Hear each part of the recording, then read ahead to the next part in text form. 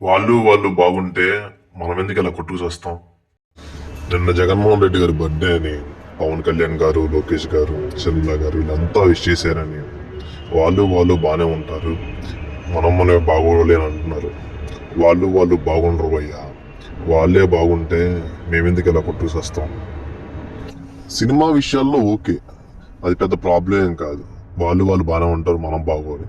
కానీ రాజకీయాలు అలా కాదు. ఒకడు నచ్చిన హీరో కోసం, ఇంకోటి అభిమాన నాయకుడి కోసం, ఒకడు కులం కోసం, ఇంకోటి మతం కోసం, ఒకడు పార్టీ కోసం, ఇంకోటి పదవుల కోసం, ఒకడు వ్యాపారం కోసం, ఇంకోటి డబ్బుల కోసం, ఇలా ప్రతి ఒక్కరూ రాజకీయం అనే పద్మవ్యూహంలో ఇరుక్కుపోయి ఉన్నాం. ఇందులో నుంచి బయటపడడం చాలా కష్టం.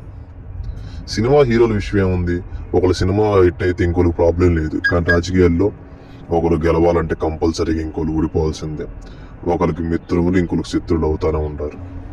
ఈ రాజకీయ నాయకుల మీద ప్రేమ ఎంత దారుణం అయిపోయిందంటే ప్రాణ స్నేహితులు, కుటుంబ బంధువులు అందరం తిట్టుకొని కొట్టుకుని అంత రేంజ్కి వెళ్ళిపోయింది. సరదాగా ఫ్రెండ్స్, ఒకడంటే ఒకడు ప్రాణం అంటే ప్రాణం అనుకునే ఫ్రెండ్స్ సరదాగా తాగడానికి కూర్చుంటాం. 9 నుంచి 10 వరకు నువ్వు నా ప్రాణం రా, నీ మీదకి వస్తే ఎవరైనా చేసేస్తా, నువ్వు నేను దోస్తు అనుకుంటాం. 9 నుంచి 10 వరకు ఆప్యాయంగా ఉంటాం.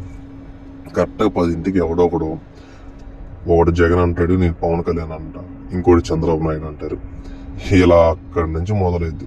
10కి స్టార్ట్ అయితే 12, 1 గంట తిట్టుకుంటానే ఉంటాం, కొట్టుకుంటానే ఉంటాం.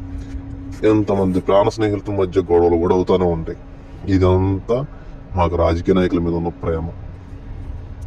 ఇదంతా ఎందుకు లేరా బాబు, ఇవన్నీ వదిలేద్దాం, ఈ రాజకీయాలన్నీ దూరంగా ఉందామంటే దూరంగా అస్సలు ఉండవు. వ్యక్తిగత సంభాషణలు ఉంటాయి, వాట్సాప్ స్టేటస్లు ఉంటాయి, ఇన్స్టాగ్రామ్ పోస్టులు ఉంటాయి, టీవీలో న్యూస్లు ఉంటాయి. ఇలా ఎప్పుడో ఒకసారి పాలిటిక్స్ గురించి వస్తూనే ఉంటాయి. రెస్పాండ్ అవ్వకూడదు అనుకుంటానే ఉంటాం, కానీ రెస్పాండ్ అవుతూనే ఉంటాం. ఇది మన దగ్గర నుంచి అస్సలు దూరం చేయలేరు. ఊరులు దాటినా, రాష్ట్రాలు దాటినా, దేశాలు దాటినా, ఖండాలు దాటినా సరే ఈ రాజకీయం యొక్క గొడవలు మాత్రం తగ్గవు కూడా.